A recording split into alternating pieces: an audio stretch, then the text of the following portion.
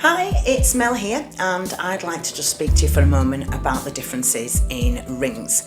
Now, micro rings are still my favourite. They reign supreme. I love how they move, I love the flexibility, I love the volume that you can get, I love the fact that if you use it with the EasiRing tool, you can fit them in 30 minutes instead of 2 to 3 hours. I love the versatility of them, and I love the fact that they can be used in most hair types, apart from clients who have got an allergic reaction to some cheap jewelleries. So anyhow, no further ado, let's talk about the rings. We have the micro ring and we also have the nano ring. As you can see, the micro ring is made out of either copper, zinc or aluminium. Now you can get hypoallergenic rings as well, but what I found is when I'm clamping on those, it doesn't seem to have the same holding power. You can kind of feel it, and I've had reports from some customers whereby they're just sliding out, so I sacked them off. I haven't found yet a decent hypoallergenic ring that actually holds in place and rivals, the metal rings. So if anybody knows of any, please let me know. The micro rings, these here, they've got a silicone coating. I prefer to use the ones with the silicone in the middle, and the silicone acts as a protective barrier between the natural hair and the metal. So what this does is it reduces and it calms down the amount of shedding. Now we're going to have natural shedding anyhow, because this is just what happens between 50 and 80 strands a day, allegedly. Word on the street has it.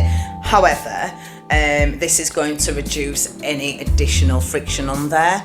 I know that some people prefer to use maybe like the 6mm rings without silicone in them because that's their method of preference. For me personally, I prefer to work on a 4.5mm ring, stretching it to a 5mm ring, and I always like to have that silicone in the middle as well.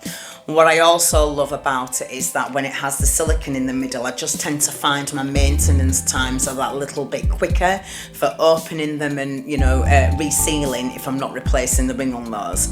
As a rule, I do replace the rings on every occasion, but on sometimes it's got a couple of maintenances left in it. The nano rings, so if you can see the difference, are 90% smaller than a micro ring. Again, copper, aluminium and zinc are available for these rings, and again I prefer to use those with the silicone inner. Now, nano rings, the preference for usage on these is around the perimeter of the client's hairline. So when they go to wear their hair up or back, then they can't be seen. And this is often mixed and matched with other techniques. So you might mix it with the rings, you might mix it with the weft, you might mix it with the tapings. But evidently, they are supposed to be used as more of a filler as opposed to a full head installation. And I know that people absolutely love filling these in, and they're like, well, I don't have any problems with them, my customers don't have any issues with them, and that's amazing. However, I do know that many people have suffered with an immense amount of hair loss when it comes to maintenance of these, and reason being is the ring is so awkward and so small. When you're snipping them to get them out, it also snips off some of your client's hair as well. So the preference is I tend to use them around the perimeter of the hairline, maybe to fill up some fringe bits or some side edges, and pack the rest of the head in with another mix